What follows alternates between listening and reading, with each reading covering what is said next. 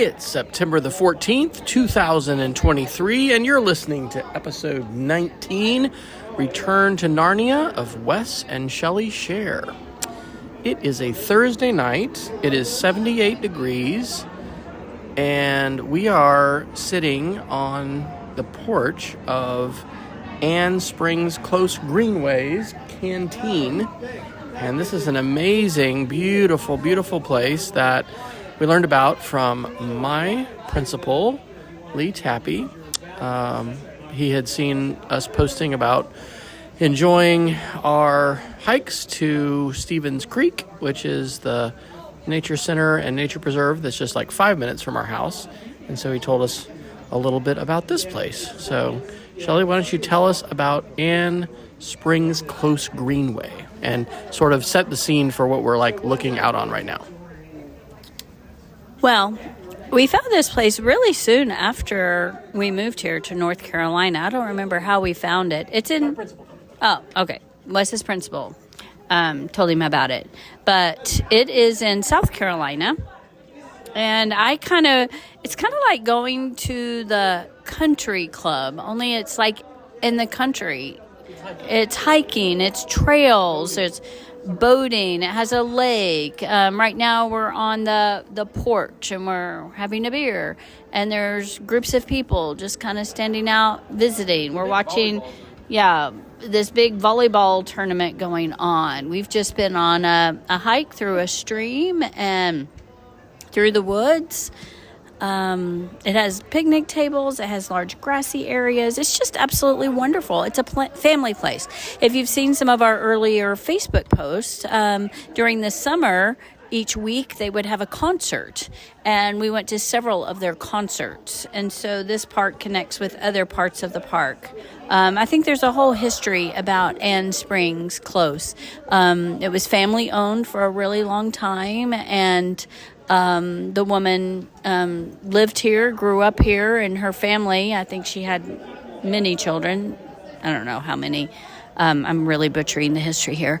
But her family donated all of this. She was a naturalist, and she loved being outdoors, and so they gifted this. And so you can pay a small fee to come in and just spend the day, or you can pay $12 a month and come anytime you want. So it's one of our favorite places to visit, but it's a little farther than 5 minutes from our house. It's about 30 minutes from our house, but we usually come at least once a week. We try to anyway. All right, so we have called this episode Return to Narnia because we're going to tell some stories about remembering reading Narnia and watching Narnia movies with our kids. And we're going to talk a little bit about like memories of Parents' Weekend. And oh my gosh, it's been a while since we recorded. I don't know, was the last one we recorded actually at the farm this summer? It was called Putting Back the Pieces. No, we did a view. I think episode 17 was View of Heaven Farm. And then we did an episode called Putting the Pieces Together. So anyway, it has definitely been a while. You know, we've aspired to try to do these on Sundays, weekly. But a lot has happened. We've taken 2 different trips to Colorado. And so we want to talk a little bit about Parents' Weekend and then at the Air Force Academy. And then part of the reason we want to call this Return to Narnia is because of our older children. We've got some very significant things that have happened with our children. And if you have been listening to the podcast, or if you haven't, this is a lot of reflections about the empty nest. And I think we've decided since starting this that Shelley's basically in a midlife crisis. But she's emerging from that. Nice. She's emerging from that. But you know, there are a lot of challenges that happen when you do have an empty nest and you have so many transitions. And one of the biggest blessings, and we'll talk about this with our new routines, is Shelley is working at our school as an assistant, and so we'll talk a little bit about that because we're going to school together and taking turns driving. So yeah, that's what we're going to talk about. So let's talk a little bit about Return to Narnia. The Lion, the Witch, and the Wardrobe. Let's talk about those memories first. What kind of memories do you have, and I'll tell some too, of The Lion, the Witch, and the Wardrobe? Do you even have some as a child? Because let's talk about that. Our connections to that story and what ours was as kids, and then as parents. Well, I definitely remember reading all of the books when I was in probably upper elementary. C.S. Lewis, and I'm sure I read the whole series. It's interesting, it's a children's book, and I don't think as I was reading it in elementary school that I really understood. Well, I know I didn't. All of the symbolism and all of the, references and the allegory. I know I didn't. I just enjoyed the book. I mean, who wouldn't? A talking lion with a strong character and imagination and fantasy. And so I definitely loved the series growing up and reading that. And I think you did too, if I'm right. I mean, so that's definitely something. We're both readers. I mean, Wes and I are both readers and avid readers. We read every day, whether we're reading fiction or nonfiction or whatever it is. So definitely when our children were little, we knew we were going. I mean, Wes and I have always read out loud to our students.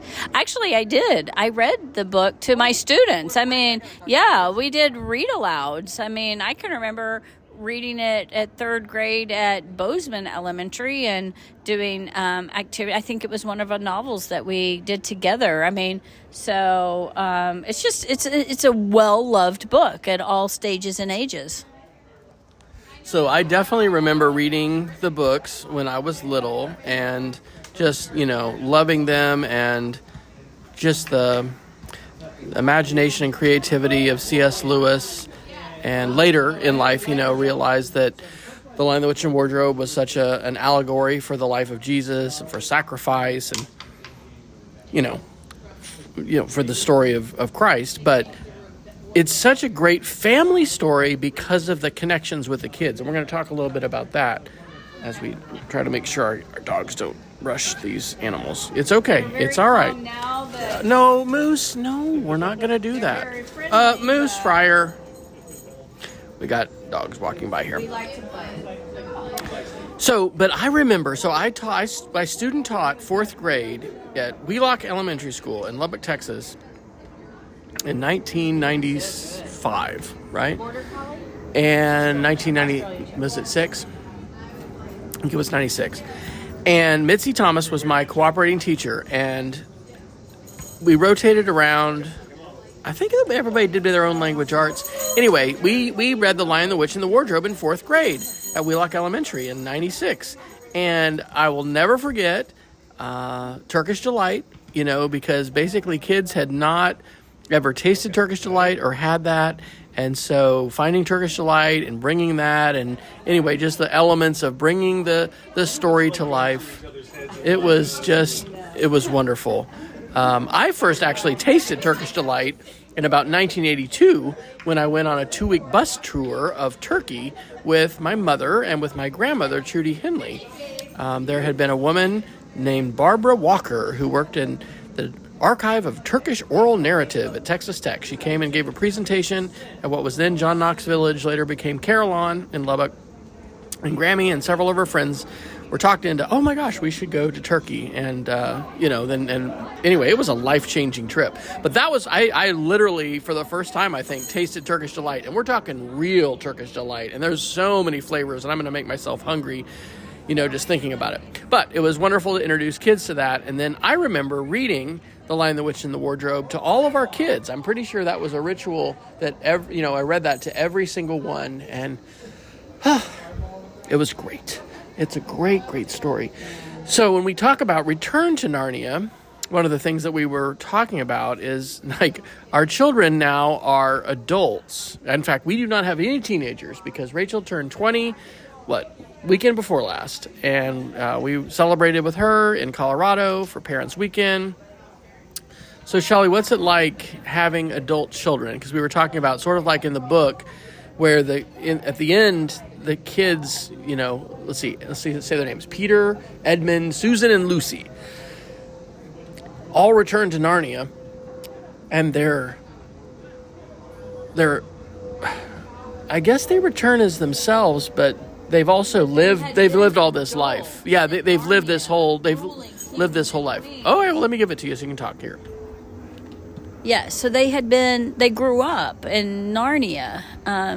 They came into Narnia as children or young teenagers, and they grew up and they were queens and kings of Narnia, and they became adults. And then they came back from Narnia and they were children again. And so they relived, but they still had all the memories and experiences, you know. Same and different. Yeah, same and different. And I think that's kind of what we were thinking of with our children. It's same and it's different. They're still our children. We remember when they were little. We have all of these wonderful memories. But they are young adults now, and they're on their own lives, and they're having their own experiences, and they don't call home every night again, and we're not checking in, and, you know, there's no bedtime. I don't know. So it's almost like a return to Narnia experience. And one thing, too, that, you know, Rachel, being the youngest, grew up with the movies. I don't know, when did the movies first come out? So, you know, so the movies became so much a part of the narrative as well, and the mythology, and so because it's still, again, some of our favorite movies to watch. And so I think just this whole Narnia theme of courage and going out on your own and having adventures and having experiences and learning from mistakes. I always think of Edmund, and, you know, and being welcomed back into the family and your family, you know, whatever choices you've made. Grace, absolutely. So we just thought this would be a great book theme for our lives and our children, and this podcast today. So one other Narnia connection I'll mention is, I've probably talked about this. I was an exchange student to New Zealand in 1987. I was a summer programs exchange student. So I lived with a wonderful host family, Phil and Shirley Lindroos, for about 6.5 weeks. And then I spent about 3.5 weeks on an outdoor skills program, all on the South Island. I lived in Geraldine, which is a small town west of Timaru, southwest of Christchurch, not too far from Mount Cook National Park. And then we were in the Arthur's Pass area. We were partnered with a school that had a campus out there. And anyway, I had a chance probably around 2010 or 2011 to return to New Zealand and share a keynote at their National Ed Tech Conference. And that was actually held on the North Island in Rotorua. And so one of the really cool things was seeing some of the sets from the Lion, the Witch, and the Wardrobe, including the battle scene when they, you know, use CGI and, special effects to position. Oh, yeah. And so they yeah. I mean, it's just such, New Zealand is such an incredibly epic geographic landscape. And so that's definitely on the bucket list. I mean, I would love to take Shelley. I'd love to take all of the kids back if, you know, things would line up. But it was really cool to see this, you know, whole field and area where that... They seem very calm now, but... Yeah, they'll get excited. They will get excited. It's okay. It's all right, Moose. It's okay. It's all right. Hey, Moose, chill. The dogs just freak out when there's another animal around. Anyway, that's another Narnia connection. So here, you want to open up your outline of what we're going to talk about? I know we're going to talk about transitions. Well, let's talk about Parents Weekend. Let me see how we're doing on time. Okay, well, actually, we're about at halftime because we're at about 14 and a half minutes. So let's hear from our sponsor for halftime. And when we come back, we'll talk about memories of Parents Weekend at the Air Force Academy. And we'll talk a little bit about sort of life transitions and our new routines now that we're at the same school again.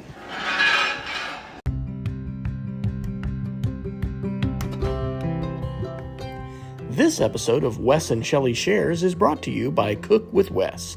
Cook with Wes is my, Wes Fryer's, personal passion project, sharing lots of food photos, a few recipe videos, lots of barbecue and smoked meat adventures, and many other recipes from my indoor and outdoor kitchens. You can find all our family recipes on food.wesfryer.com and follow Cook with Wes on Instagram, TikTok, Facebook, and Twitter. If you're on Mastodon, and really, why not? Since Twitter has become a bit of a dumpster fire, you can search for the hashtag CookWithWes to find my latest food shares there. Well, I did start a separate YouTube channel for Cook with Wes, but I've continued to post most of my cooking videos on YouTube on my main channel. You can access the complete playlist at wfryer.me/cook. Thanks for tuning in to Wes and Shelley Shares. I hope to see you on social media on one of the channels for Cook with Wes.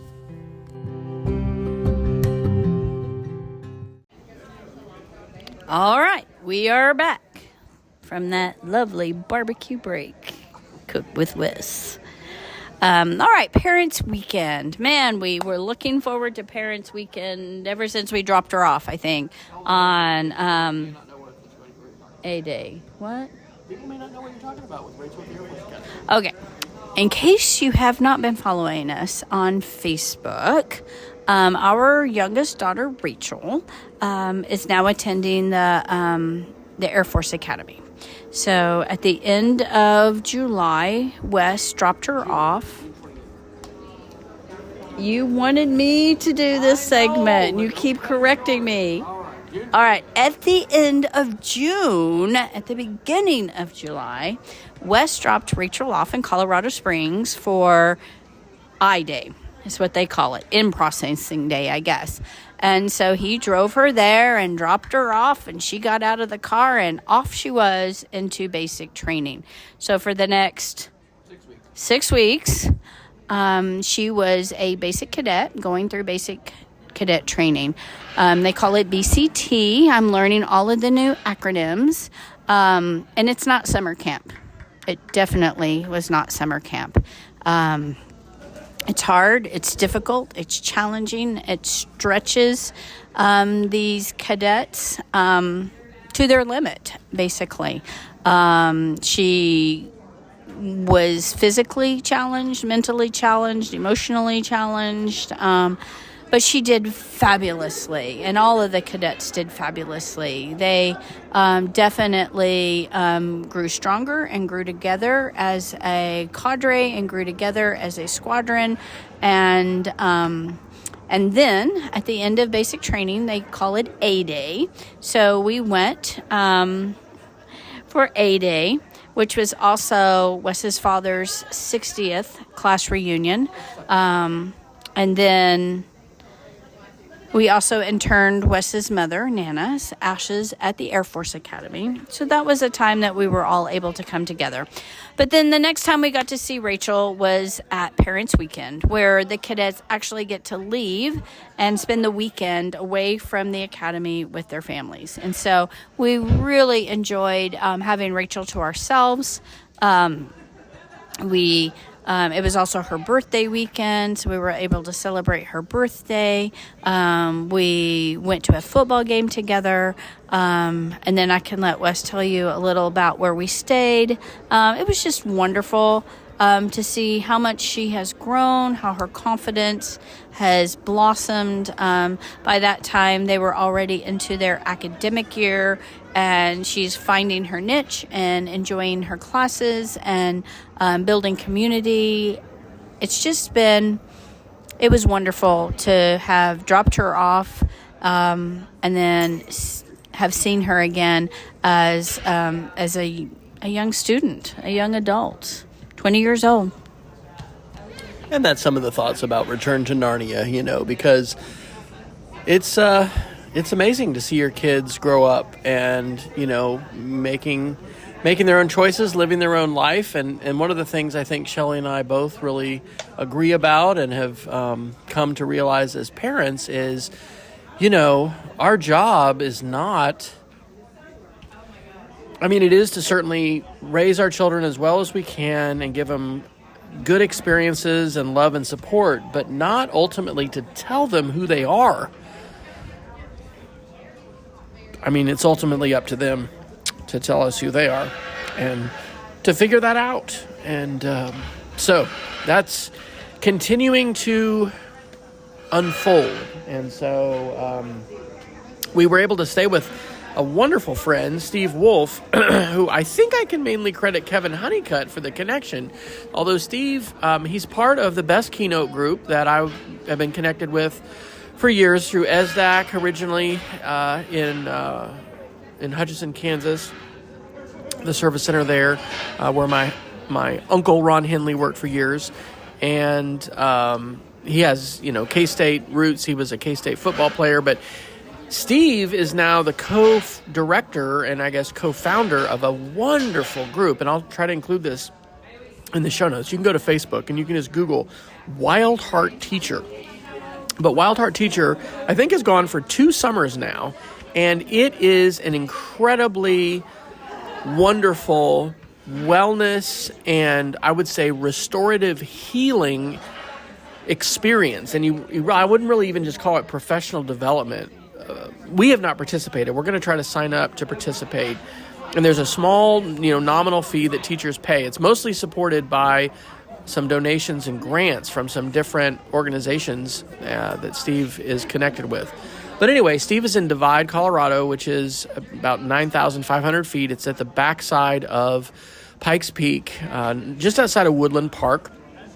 And so anyway, we were able to spend a couple days with him and with his family and just, resting and relaxing. And it was fantastic. And so big shout out to him and especially how special he made Rachel's birthday, cooking her this amazing, a pumpkin spice cake?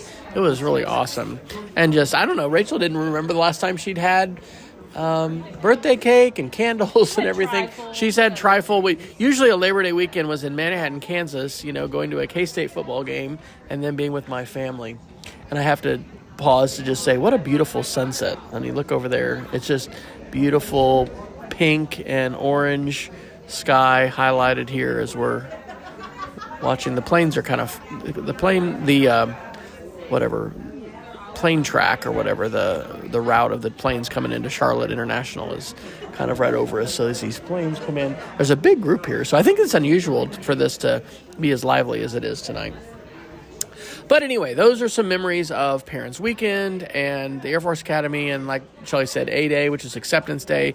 Rachel received her shoulder boards, became officially a fourth class cadet, being promoted from a basic cadet. And, it's just, I hope that we're doing an okay job balancing, because Rachel, is she is a third generation cadet at the Air Force Academy. And there's a lot of pressure that goes with that. I think just naturally, there's just all kinds of stuff. Even if you don't have family members, once you're at the Air Force Academy and people know you're there or you're going, it's like this train that leaves the station. And, what you hope is that each person, each cadet is going to be able to find their own way and, be there and be able to, live the life that they were created to live and that they want to live. And there's a lot of things that you end up giving up and sacrifices that you make going to the Air Force Academy, a lot of tough stuff that you experience, but there's also a lot of benefits. And so one of the exciting things, there's so many, but Rachel went ahead and tried out for the debate team. She had competed in cross-examination policy debate when she was at Cassidy School for 3 years, and she actually made the debate team at the Air Force Academy as a freshman, and that was a team that I participated on for 4 years and was definitely the most valuable experiences that I had for the whole 4 years that I was there. I would say the best skills and the best friendships, the strongest friendships and relationships I had, they were all associated with the debate team. So really excited for that and for her. She's got her first debate tournament, which is actually virtual this weekend, but then I think in October they'll have a chance to do their first traveling, and they are competing in parliamentary debate, which had just been pioneered the year or two before I graduated. Maybe it was 2 years before. And then I had a chance when I was there to compete at the World Debating Championships, we competed in Dublin, Ireland, and Toronto, Canada. And now that is the format that the Air Force Academy participates in. So anyway, lots of memories. Let's talk a little bit, Shelley, about new routines and what our new normal is for school. Can you contrast this Thursday night right now to what Thursday nights were like for you last year? I'm not going into any dirty details, no. Well, this year is, amazingly different. I loved my friends at Shiloh Valley Elementary School, but I did not love the experience that I had there. It was one of the most intense, emotional, stressful teaching experiences that I have had, I believe. I don't know. It could have also been, moving so far away and children and whatever, but it was, as far as just teaching and whatever, it was the most stressful teaching experience I've ever had in my 20 plus years of teaching. And I'm glad that I stepped away, because I know that was not a healthy situation for me or my family or my marriage or my health, really. So I did take a job this year at Providence Day School as a teaching assistant in the 5th grade. It's an adjustment. It's an adjustment not to be the lead teacher anymore. But I am getting to do the things that I love most, and that is building relationships with kids. It is greeting kids with a smile, letting them know that they are seen, letting them know that they matter. I am getting to do some teaching. I love my lead teacher. We have a wonderful relationship of mutual respect. I'm getting to create teaching materials. I'm getting ready. I'm, getting to organize and collect data. So my Shiloh friends, it's completely different than last year. But as far as routine, I think one of the things that I did enjoy last year was becoming a little more independent, listening to my own music, kind of rediscovering myself again. And I was really worried that once we started back into this, carpooling and whatever, that I would lose that again. But wasn't I? We've talked about it, and I'm taking my turn driving. I'm listening to my own podcast.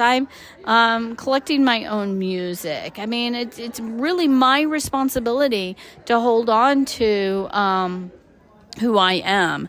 And so it's been a wonderful schedule. We get to school about 7:00 in the morning. We go get coffee together in the cafeteria or the cafe. They're on campus. I head out to carpool. Wes heads out to his classes. Occasionally, when I have lunch duty off, then we meet in the lunchroom for lunch, and sometimes eat out on the patio under the umbrella. Sometimes Wes is on duty for lunch duty. Sometimes I'm on duty for lunch duty. But it's amazing. We get to connect. And then, at the end of the day, I finish my bus duty. I let him know I'm done. He walks over, and then we drive home together. Today we got home at 4:30 in the afternoon and had dinner. And then here we are. We're out in South Carolina at the park enjoying our evening. And, this is why we moved to North Carolina, so that we could experience a life of adulting, I suppose. I don't know. What else do you say? Okay, why don't you look up what our Wanderlink is? We have our Wanderlink. Oh, it was Oppenheimer.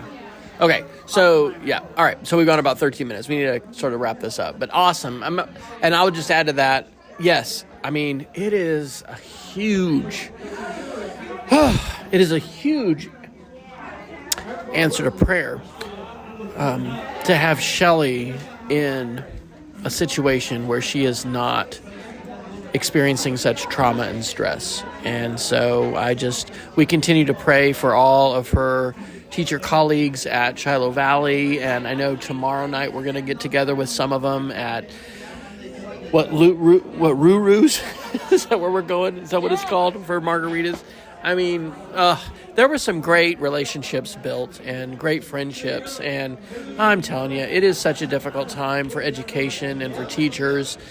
And it is so important for us to support each other and to support teachers and to reach out. I am loving my teaching situation. I do think this is my favorite job I've ever had. I'm continuing to teach the computer applications classes, which I call media literacy, but I have a couple sections of that. And then instead of robotics this year, I'm teaching the web design and the computer programming classes, which I am absolutely loving. And I can talk more about that maybe in a later episode, but I will drop, I think, the web design and have a 6th grade intro to engineering for the spring, which I taught that last year as well. Okay, but we got to wrap up. So, what do you want to do? Do you want to do Wanderlink or Wonderlink? The Wonderlink is Oppenheimer. The Wanderlink is that book we did. If you open up the notes, honey, that I texted you, we've got the Elizabeth Griffith and that whole. You want to do the Elizabeth Griffith book, and I'll do Oppenheimer? Okay, so the Wonderlink. We went and saw with Rachel over Parents Weekend both the Barbie movie and Oppenheimer. We didn't see them in the same day, but they're restrained. Oh my gosh, Oppenheimer is fantastic, and I feel like I should go into some multi-stage debrief about it. And honestly, we haven't talked about it too much. Good grief, but of course, anytime you see a biopic like that, whether it was about, Queen and Freddie Mercury or Elton John or anything, you do wonder how much artistic license the writers and the producers and directors took as far as deviating from what they believe is the accurate history. But such important history in the United States, understanding the development of nuclear weapons, the fact that my grandfather, Richard Dean Henley, my mom's dad, worked on the Manhattan Project, and that's where my mother went to elementary school, actually, was in Oak Ridge, Tennessee. I talked a little bit about that in the 3rd TEDx talk that I gave called Technology Fear Therapy, and kind of told that story. But anyway, it's just such an important story, and there's so much to wonder about. And of course, now, in terms of existential threats, nuclear weapons are still around, but we're also talking about artificial intelligence and AI. And this particular year is kind of an incredible year because it's the first year that, as teachers, we've gone back to the classroom when ChatGPT and these other AI tools, Claude and Poe and Midjourney and all of these things are available to our students, and it's really challenging us. But people are also talking about what the future is going to hold and whether there's going to be regulation and all of these different things. So if you have not been to see Oppenheimer, definitely recommend that you do. I love the Barbie movie too. I heard the word patriarchy more in the Barbie movie than I've ever heard in any other movie. And, I was fortunate to date a woman who was, if she'd been a true, complete radical feminist, she probably wouldn't have dated me at all. But she was a feminist, and I really got introduced to a lot of feminist theory through her, and I appreciate that. And that is actually a good segue to our Wanderlink, which was at the Mint Museum last night, and Shelley can talk about that. Are you talking about your past girlfriends again? Oh, we talked about that one time. I didn't talk about that anymore. Yeah, he's talking about that. No, so there's the Museum of the New South. We've been to several of their discussion groups, and periodically they have a forum where they're just talking about things. And so a panel discussion so last night we went to an author talk. We really didn't know her or her book or whatever. The topic sounded good. It was women's history, and it was a woman author, and her name is Elizabeth Griffin. I am doing this segment. Elizabeth Griffin. Griffith. Oh, our children are going to laugh at this one. Anyway, so she's written a book called Formidable, and it's about, and she's a historian. She has her PhD from Wesleyan College. And wow. It is about women's history through beginning at the suffrage movement, really, in the 1920s through 2020. So, and it's very inclusive. So, women of color and LGBTQ and just all women of race and shape and size and color and nationality and so much history that I am not even aware of. And so anyway, Wes and I really were surprised, and in a really good way. And we actually purchased the Audible book. We've got a big event at the end of September, which I guess we'll put off to a future podcast. But we're planning on listening to this book. I think it's 11 hours? 17 hours long. But anyway, I'm just blown away. Number one, at I guess everything that I don't know, but and here I am at 58 years of age and still beginning to learn some of my own history as a woman. So I'm looking forward to listening to this. I'm looking forward to learning from this, and it was a wonderful date last night, and out of a room full of women, I think there were only a very small handful of men, and I'm really glad and fortunate and lucky to have a man who really is supportive of women and women's rights, and just the benefit that women have brought to this country, and continue to build and blaze trails. Because we have two wonderful daughters who are blazing trails, and a future daughter-in-law. Well, actually, we have a daughter-in-law now. We have a daughter-in-law. Our son Alexander and his fiancee Grace got married this week, and we're going to actually have a wedding ceremony at the end of September. But yes, so we have strong, intelligent, wonderful women in our family who are blazing trails and who are, making and creating history, and we're so very proud of them and very supportive of all that they have accomplished and all that they will accomplish in their lifetime.